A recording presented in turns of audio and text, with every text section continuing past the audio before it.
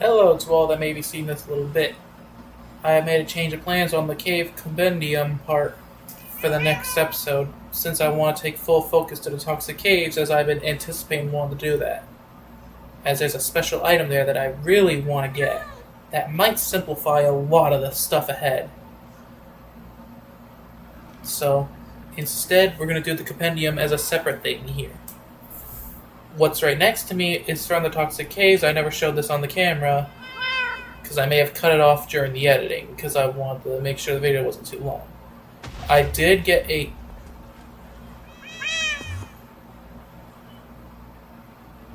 So glad mob grieving is off, because if I flip and find out there's somehow still a hole, I'm gonna go mad.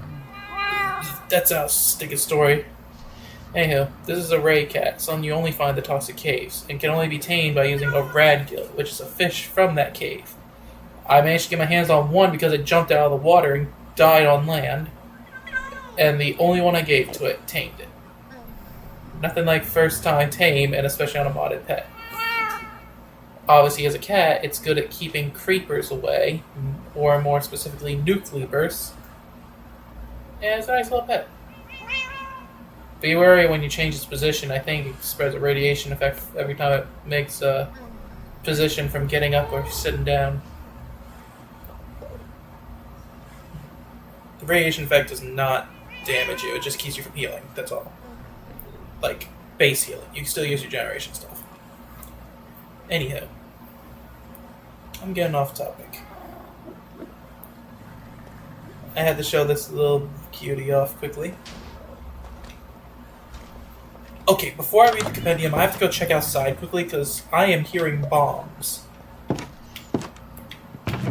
I'm grabbing a handful of iron in case that's the golem.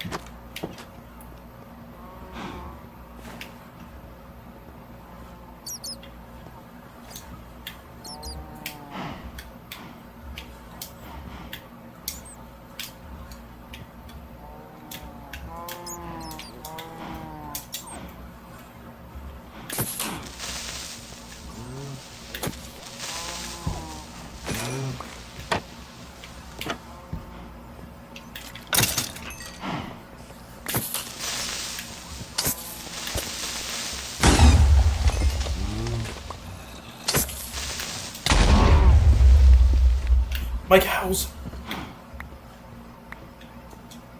Well, I didn't anticipate for overload of creeper spawns, and that was my fault.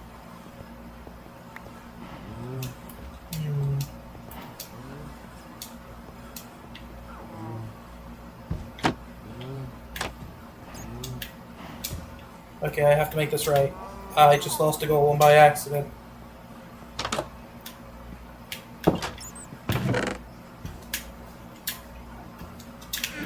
Give a guy a bone and give him a few seconds to, I guess, block off that area for now. The cave compendium. We'll read it in my workshop area. We have 5 different caves currently. I will go over the primordial and magnetics later on in separate parts as well. But since I'm about to do this one, I might as well knock this one out. The toxic caves. Let's look at the introduction to start. The Toxic Caves is a massive underground wasteland that must have been created by the excesses of scientific hubris in ages long past. All that remains of this is an extremely hostile environment, home to some equally dangerous hazards and monsters. Most of the terrain of the Toxic Caves consists of rad rock and irradiated variant of stone. This rad rock occasionally bears uranium ore inside it as well, which is also exclusive to this biome in such quantities. Dividing the open spaces of the toxic caves are large pits full of acid, a dangerous liquid that can corrode the armor of anything that enters it before corroding the creature itself. Acid can also create rusty versions of scrap metal blocks when it flows over. Geothermal vents can be seen rising from these acidic pits, constantly bubbling and spewing out gas. The toxic caves also features the occasional sulfur stack, which can grow in size provided there is a block of acidic red rock dripping onto it. Within the toxic caves, numerous ruins of past industrial and atomic progression can be spotted. These often contain loot of some kind, but venturing near them could also expose any venture to radiation by picking up any radioactive items, such as a waste drum or a uranium rod. Irradiated is a nasty effect that stops all natural healing from occurring while active. Higher levels of this effect also inflict damage at a constant rate, making it a death sentence if not dealt with quickly. I'm going to say before I continue on, which is the end of the introduction, I do not know how to dispel the radiation effect yet. So I have to do some research on that. Maybe this book can tell me. Because milk doesn't dispel it, obviously. Right, resources. Oh, that's the introduction. Resources. The uranium ore frequented in this biome can be made into either nuggets or blocks. Like other ores, it can also be turned into uranium rods, a new light source. Or something more, for say. I don't think a rod would just be a light source. Looks like a blaze rod's needing that recipe. More reason for me to go frickin' find the frickin' Nether Fortress, which I might end up doing the next episode first. Another common resource in the toxic caves is sulfur dust, which can be harvested by breaking large sulfur clusters. It can be used to create food that can heal the consumer even with the irradiated effect active.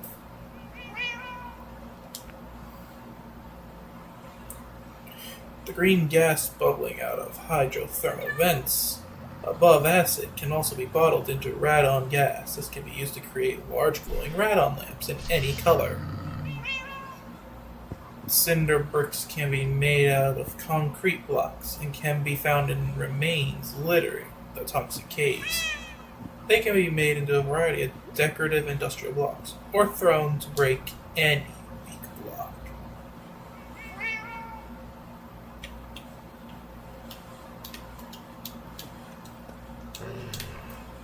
Did not mean to leave them entirely. That's the resources. Now for the mobs. We'll start with the ones I've already encountered. Starting with this. The Gamma Roach. The Gamma Roach is a gigantic radioactive cockroach found scuttling around the toxic caves. Before I continue to the next sentence, the stats for this thing goes as follows. It has 14 health and 2 damage, so on their own they're not that strong. But they tend to come at least groups of 2 or 3. And as I continue to read what they're about, you'll know why they're more annoying. Although these arthropods are initially neutral, they will attack anything that is irradiated within their sights. Oh, so they're naturally not flipping against you unless you're irradiated. When injured, the Gamma Roach can release a cloud of radioactive gas as a defense. Although they are not strong fighters, Gamma Roaches can flee battle to find a stronger monster. Once they find a monster, they can pick it up and drop it off at their initial target. This makes them a constant threat whenever the irradiated effect is active. If slain, Gamma Roaches can drop some of their innards in the form of toxic paste. Next up, we'll go with the Brainiac. Before I read about this monster, he has 40 health, 2 rows of hearts, like in player health, basically. Has 5 damage on base and 8 armor. The Brainiac is a monstrous mutant made of several zombies and other unknown monsters. Brainiacs are fast, aggressive, strong, and in possession of a large tongue that can whip targets from a distance. Usually Brainiacs can be found carrying around a waste drum on their backs. When in combat, they can either drink this to heal quickly or use it as a ranged attack to spread acid near their targets. Once nearby, Brainiacs will either smash their target with their arms or use their jaw hand to snap at them. All Brainiac attacks have a chance to inflict the irradiated effect. If slain, a Brainiac can drop rotten flesh and Soylent Green, a new food item that can be drank when inflicted with radiation to heal. They can also drop a charred remnant, a mysteriously radioactive item. I did not get any drops off the last brainiac I killed, so it must be by chance.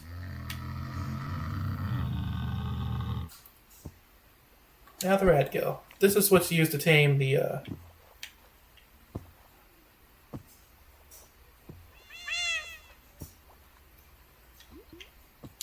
Okay, it's only 2 pages. This is what's used to tame that cat that I have in the other room. 8 health. No, when I saw this thing and killed it, it had like 2 rows of hearts. What? Okay, someone was up with the one I saw.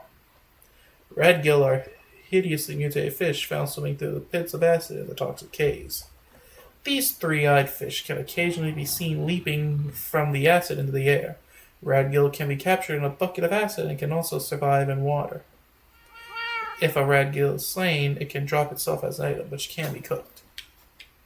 Or, as I've shown, alternatively used as a taming method for the Ray Cat, which has 24 health, more than a player, and does 1 damage. Obviously, that means if you attack it, it might fight back. The Ray Cat is a skeletal undead feline kept alive by its radioactive powers. Although somewhat intimidating with its green glow, this cat is passive. Ray cats do not need to feed since they heal by absorbing radiation from other nearby creatures. But they still will gladly accept radgills. If fed a few of these radgills, the Ray Cat can become tamed. Tamed Ray Cats can be made to follow, stay, or wander. Although they will not defend their owner in combat, they will keep new creepers at a distance and occasionally absorb any irradiated effect of their owner. They can be bred with radgills. Wait. Oh, so it wasn't from me interacting with it as soon. I was trying to take away my irradiated effect. So every time it would be irradiated, that means it took some from me. Okay, this is a nice pet to have follow me there, and it's probably immune to the acid there. At least I hope. It's cool. And as stated, the last mob's name, the New Creeper. The image here for the toxic haze actually shows most of its shape. Actually, I think that might be what the image is it with its head shut. The New Creeper. Apparently has 40 health, so I might have been 10 off. That's when it blows up, that damage. Meaning if it blows up, unless you have some of the strongest modded armor you can think of, you're probably not surviving that. Has 4 armor, so to wipe it out is a little tacky, because you're on a time limit. But it's not impossible. The New Creeper is some form of highly modified creeper with mechanical and atomic enhancements. This poor creature seems to be in a state of constant anguish, just like its normal creeper ancestors. New creepers are much slower and take much longer to charge up their explosive ability than normal creepers. This begins with the core of the creeper beginning to close, emitting a warning siren sound and a bright flashing light from its glowing green head. Once the core of the creeper is completely closed, an atomic explosion will appear and devastate the nearby area. For this reason, new creepers must be destroyed before they close completely and create an atomic fireball. If slain before it reaches criticality, it can drop some gunpowder and occasionally a fissile core. Last but not least, the utilities.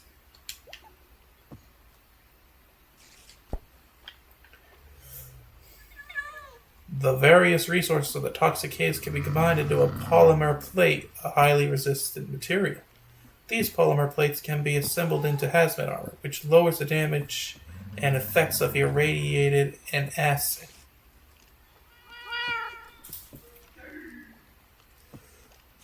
To make a polymer plate, it seems like to be radon gas, toxic paste, sulfur, and some sort of ingot. Probably iron. Recording?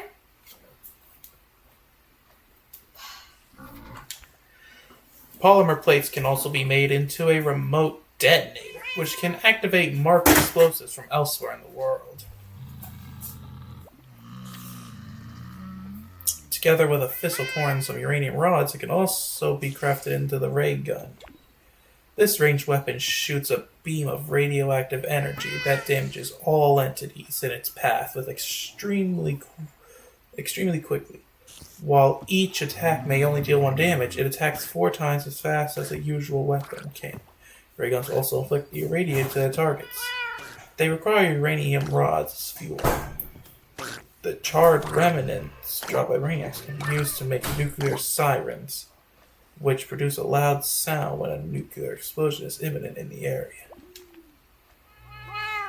These remnants can also be used to create a nuclear furnace component. To assemble a nuclear furnace, place 8 components in a cube. Nuclear furnaces can smelt any items a blast furnace can't 5 times as fast. Instead of burning coal, they use uranium rods as fuel. A uranium rod can smelt an entire stack of items. However, it produces some unrefined waste as a byproduct. To avoid the nuclear furnace entering criticality and exploding violently, this waste must be removed by placing metal barrels in the nuclear furnace, which will produce waste streams. Destroying these waste drums may prove to be difficult as they can explode and leave lingering radiation. Perhaps it's best to just store them for an indefinite period instead. The most dangerous use of the toxic cave's resources is the nuclear bomb.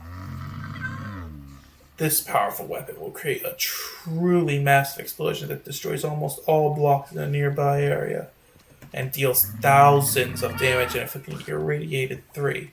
This king of destruction may be the very cause of the toxic caves itself. And that is everything about the toxic caves.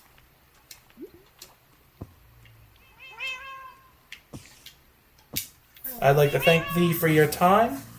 This has been the Cave Compendium Toxic Caves category. Hope y'all enjoyed it. And I cannot wait to start exploring the toxic caves.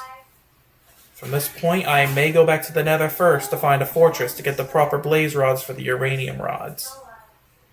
Because I have plans of making that ray gun soon. And sooner than later. Till then, this has been the Cave Compendium. This is 1 out of 5 possible biomes you can find in the caves from this mod.